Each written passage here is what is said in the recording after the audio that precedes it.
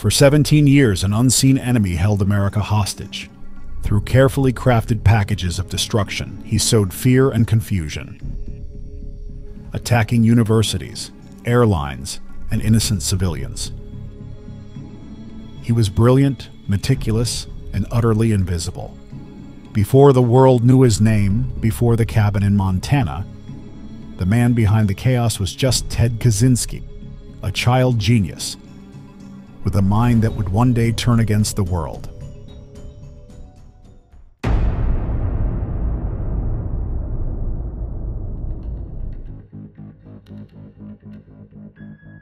Ted Kaczynski was born in 1942 in Chicago, Illinois, to a working-class family. His parents, Wanda and Theodore Sr., had high hopes for their son. From an early age, Ted displayed extraordinary intelligence. By the time he was 6, he could read and solve math problems far beyond his years. Somebody got the bright idea that he should take an IQ test. He did, and got an IQ score of 167. You have to have 140 to be defined as a genius. So what's 167? That's 1 out of a million people. But Ted's brilliance often isolated him. He struggled to make friends and frequently found himself on the outside looking in. His childhood, though seemingly ordinary, held the seeds of a life that would one day unravel into chaos. At just 16, Ted Kaczynski was accepted to Harvard University, one of the youngest students in its history. But behind the ivy-covered walls, something sinister was unfolding. Unbeknownst to Ted, he was recruited for a controversial psychological study led by Dr. Henry Murray. For 3 years, Ted and other students were subjected to grueling psychological experiments designed to break their will. When Ted arrives at college, it's nothing like what he had dreamed of and hoped for, because he felt isolated, he felt different, he felt rejected at every turn. Ted basically became a guinea pig in an ethically dubious psychological experiment conducted by Dr. Henry Murray. They gave a kind of psychological test to incoming freshmen. They selected the people they thought were the most alienated, in effect, the most vulnerable, for this study to kind of determine what their breaking point might be. Henry Murray was using students to study the effect of stress. He did that by subjecting them to long periods of intense interrogation designed to break down their egos, to break down their confidence. Ted's journals from this time reveal a growing sense of alienation and distrust. This period marked a turning point. Ted, once full of potential, began retreating into his mind, a mind that would soon turn against the very society he had excelled in. After earning his PhD in mathematics and teaching briefly at the University of California, Berkeley, Ted made a drastic decision. He walked away from academia and retreated to a cabin in the remote wilderness of Montana. With no electricity or running water, Ted lived off the land, consumed by his growing disdain for modern technology and industrial society. He believed technology was eroding human freedom and destroying the natural world. His journals from this time reveal his descent into radicalism, a belief that violence was the only way to wake society from its technological slumber. In 1978, Ted Kaczynski made his first move. A package bomb was left at Northwestern University, injuring a campus security guard. It was the first of many attacks targeting symbols of modern technology and industry. Over the years, Ted's bombs grew more sophisticated and deadly. Airlines, computer stores, university professors, no one was safe. By the early 1980s, the FBI had given him a code name: Unabomber, short for University and Airline Bombings. The Unabomber sent letters to newspapers taunting the authorities and justifying his attacks. He claimed that technological progress was enslaving humanity. His manifesto began to take shape, a chilling blueprint for destruction. Despite years of investigation, the Unabomber remained a ghost. His bombs left little forensic evidence, and his rural lifestyle made him nearly impossible to trace. By the late 1980s, the FBI had dedicated hundreds of agents to the case, but the trail was cold. For the public, the Unabomber became a figure of fear, an unseen predator who could strike anywhere, at any time. By the early 1990s, Ted Kaczynski had refined his methods and his message. The manifesto he would later send to the media was almost complete, and his bombings had left a trail of devastation. The Postal Service circulates a special training tape illustrating detection techniques. It also graphically demonstrates the power of a mail bomb by use of a dummy in a mock-up office. Well, he's matching wits. He's matching wits with everybody who comes into conflict with him. This is the arena. This is the Coliseum. It's me against the lion. Add to this the letter received by the New York Times, a letter sent before the latest bombings. It warned of a newsworthy event and claimed responsibility in the name of an anarchist group calling itself FC. We don't have a shred of evidence that he's connected with any other people. The FBI says it's up to the New York Times whether they comply with the Unabomber's demand to publish a long written piece. But the FBI seems to doubt the sincerity of the Unabomber's offer. That's because in the same letter, he reserved the right to engage in sabotage, intended to damage property instead of humans. But what Ted didn't know was that his greatest mistake was yet to come, and that the brilliant mind that had evaded capture for 17 years would soon be unmasked. The world would come to know him as the Unabomber. But the man behind the terror was something far more complex. A genius, a recluse, and a fractured soul. This was the beginning of Ted Kaczynski's dark journey, a man who declared war on the modern world. But how did the FBI finally catch the Unabomber? And what drove a brilliant mind to such extremes?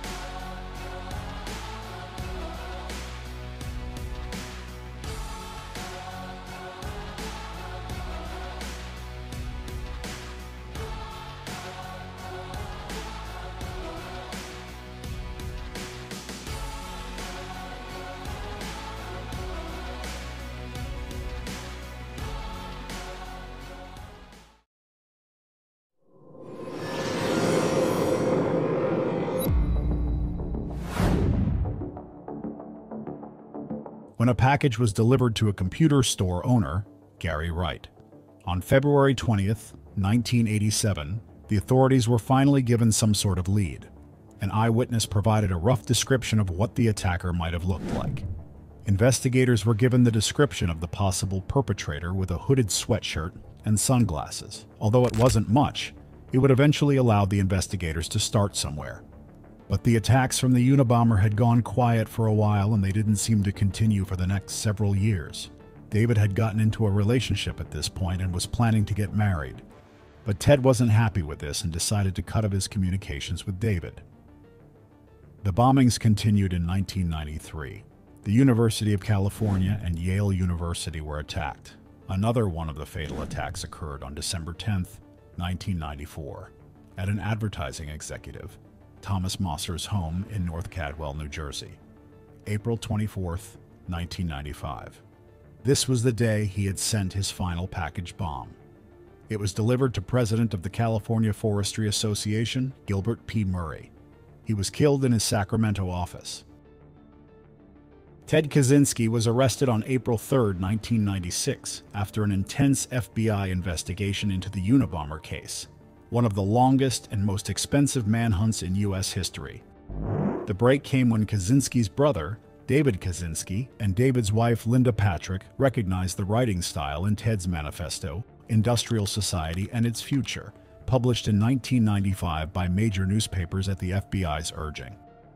The manifesto argued that technological progress was harmful to humanity, and David noticed similarities with letters Ted had written to him. Reluctantly, David provided this information to the FBI, leading to an investigation of Ted's remote cabin in Lincoln, Montana. When the FBI raided the cabin, they discovered a wealth of evidence, including bomb-making materials, a live bomb ready for mailing, journals detailing his crimes, and early drafts of his manifesto. Kaczynski was arrested without incident, marking the end of his 17-year bombing campaign. Kaczynski's trial was a complex and controversial affair. Initially, his lawyers wanted to use an insanity defense, claiming he suffered from paranoid schizophrenia. However, Kaczynski vehemently rejected this approach as he believed it would delegitimize his anti-technology ideology. Frustrated with his lawyers, he even attempted to represent himself, but the court denied his request. In 1998, Kaczynski avoided the death penalty by agreeing to a plea deal. He pleaded guilty to all charges, including 3 counts of murder and multiple counts of transportation and use of explosives. He was sentenced to life in prison without the possibility of parole, and was sent to the Supermax Federal Prison in Florence, Colorado, known as the most secure prison in the United States, housing notorious inmates like 9/11's conspirator Zacarias Moussaoui and Oklahoma City bomber Terry Nichols. He spent most of his time in solitary confinement but maintained correspondence with the outside world, including researchers and journalists. On June 10, 2023, Ted Kaczynski died at the age of 81. He was found unresponsive in his cell at the Federal Medical Center in Butner, North Carolina, where he had been transferred in 2021 due to declining health, including cancer. While the Bureau of Prisons did not initially release the cause of death, it was later reported that he had died by suicide. His death marked the end of a dark chapter in U.S. history, but his manifesto and the ethical debates surrounding technology and industrialization continued to provoke discussion.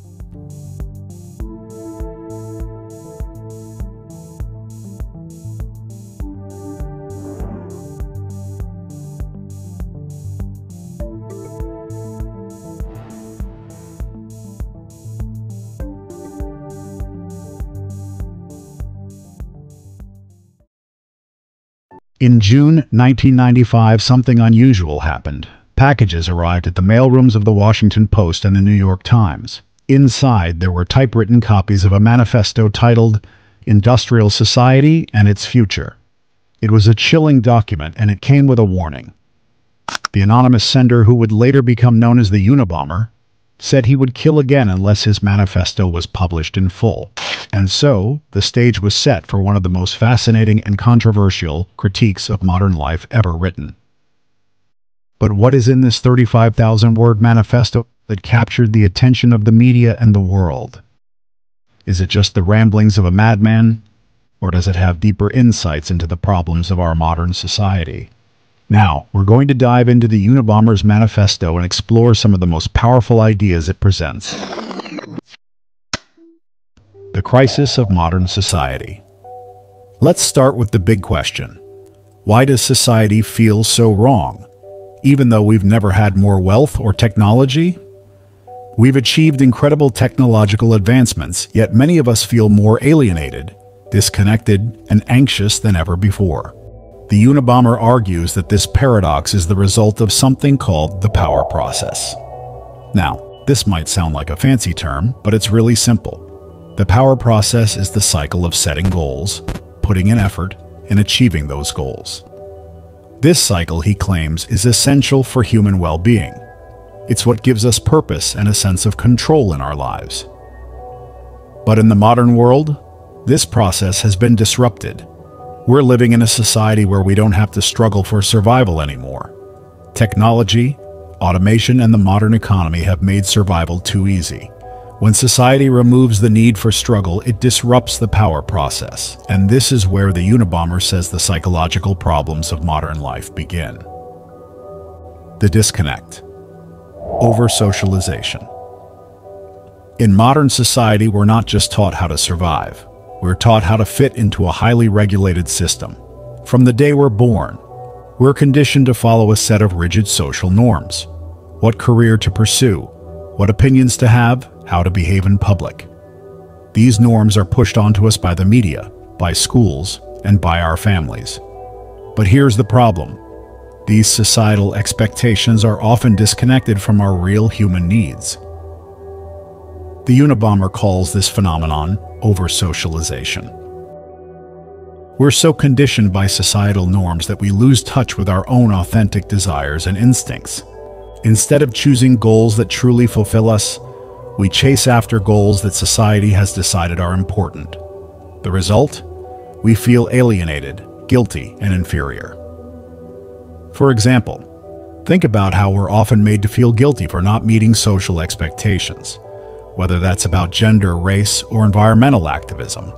The pressure to conform to these expectations doesn't allow us to follow our own path, and it leaves us feeling empty, even if we're doing everything right. Leftism, a psychological rebellion. So, where does this frustration lead? According to the Unabomber, it leads to a psychological rebellion. And often that rebellion takes the form of leftism. Leftism isn't just about politics. It's a reaction to the deep sense of alienation that comes with being over-socialized. The Unabomber argues that many leftists rebel against modern society's inequalities and injustices, but they're often fighting with the same moral values that society instills in them. For example, leftist activists fight for social justice using concepts like equality, fairness, and justice. But these values were also taught to them by the very system they seek to overthrow. In other words, while leftism seeks radical change, it often ends up reinforcing the same moral framework that causes the alienation in the first place. It's like trying to escape from a cage, but in the process you build a new one with the same bars. This psychological struggle creates a paradox. The more radical the rebellion, the more dependent it becomes on the system it aims to dismantle. The power process: goals, effort, and autonomy. Now, let's zoom back out and look at the power process again. We've established that goals and effort are key to human fulfillment. But what happens when we can't engage in the power process? Human beings are active agents. We need to feel like we're in control of our lives, working towards something meaningful. Without goals that require effort, we feel bored, frustrated, and even depressed. Think about it. What happens when all your basic needs are met without effort? Food, shelter, security. It might sound like paradise, but without goals to strive for, life becomes pointless. Even material comfort can't make up for the loss of purpose. The leisured classes in ancient societies are a perfect example. They had everything they could ever want, yet many of them became decadent and spiritually empty because they had no struggle, no purpose to work toward. Surrogate activities. The illusion of meaning. Without a real sense of purpose, people often turn to surrogate activities, things like consumerism, corporate ambition, or even activism.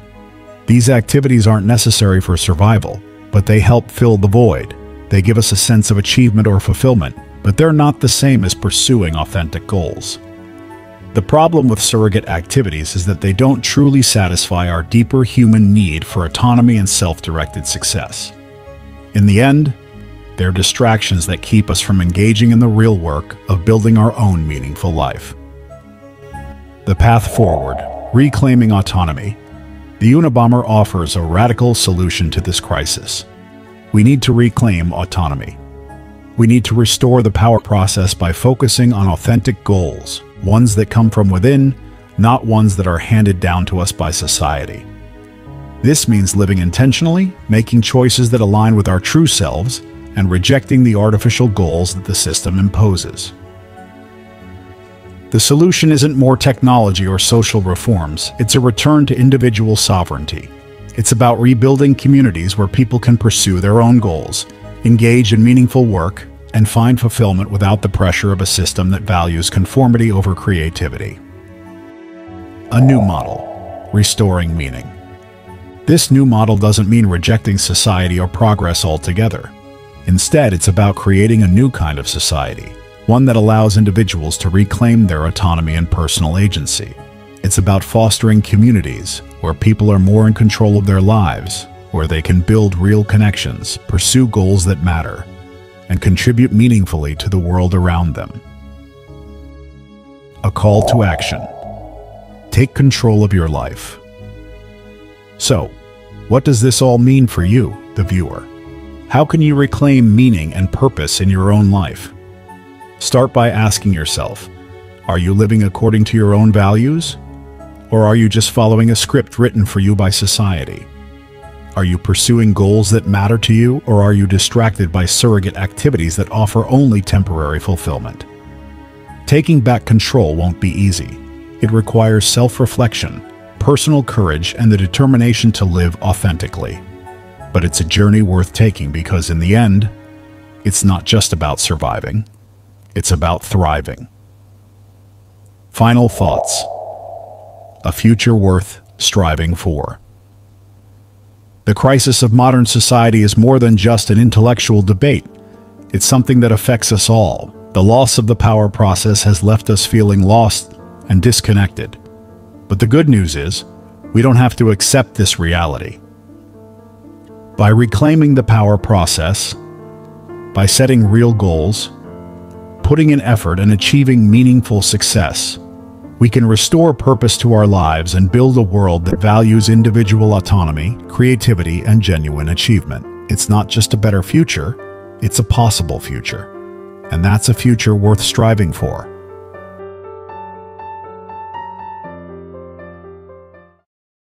When we look back at the ideas presented by the Unabomber, we see that objectively he was not wrong about how our modern world operates, but he presented a very radical solution to these problems and suggested a hard reset.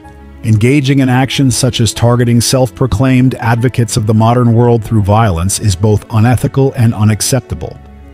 This is why experts often describe the Unabomber as a brilliant mind used in the wrong way.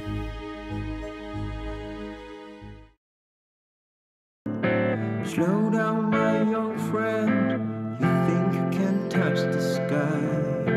Where